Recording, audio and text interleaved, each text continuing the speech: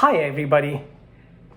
These are the last days of the liturgical year, and in one sense, we're also heading towards the end of the calendar year. And so, when you come to church these couple of Sundays, we are going to hear much about what we call eschatological themes or readings about the end times, apocalyptic readings.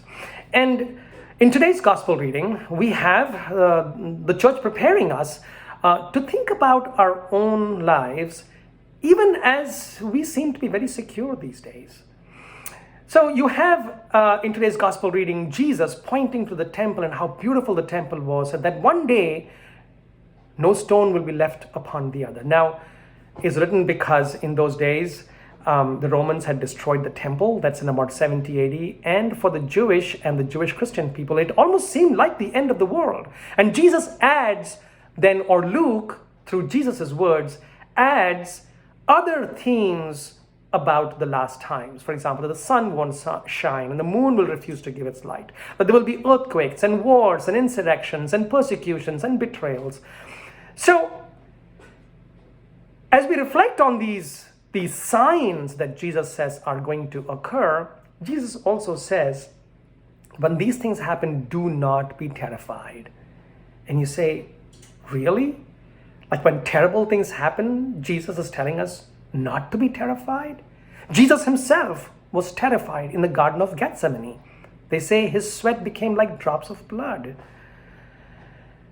But Jesus is also telling us that when terrible things happen, there is a way out. And Luke is trying to tell that to his readers as well, because many of them are first facing persecution.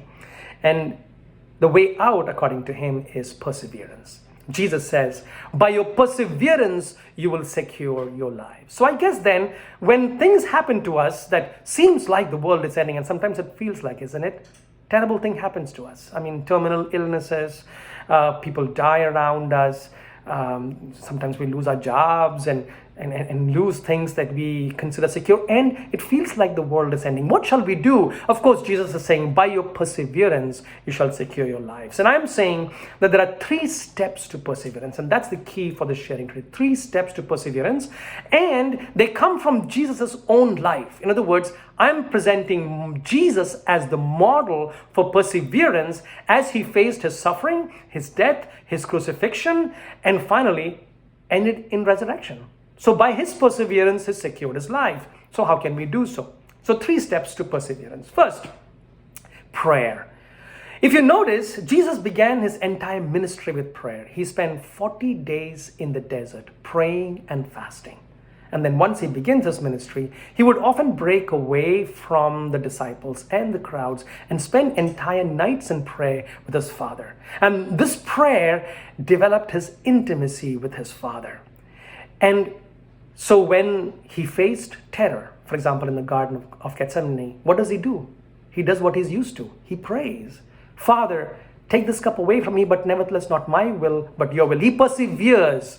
Perseverance does not mean not giving up. Perseverance means not giving in. So by his prayer, he's able to secure his life. In fact, even more, he makes his entire sacrifice an act of prayer. And as a result, the resurrection follows. By his perseverance, by his prayer, he secures his life. So we too, the one thing that we need to keep in focus is our relationship with God, because it is through prayer that we build this relationship, and it is prayer that helps us to stay focused.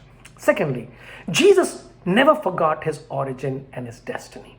In other words, even in times of difficulty, in times of tribulations, there's something Jesus never forgot: who he was. But who he was based on where he came from, what his goal was, what his purpose is, and where he's going. It's his origin and his destiny that keeps him focused. So even on the cross, he doesn't lose sight of who he is. So he says, Father, which means because he's the Son, Father, into your hands I commend my spirit. I've come from you, God, and I'm heading back to you. So he stays firm. He does not give in. And thirdly, the first 2 steps that I mentioned are internal dispositions.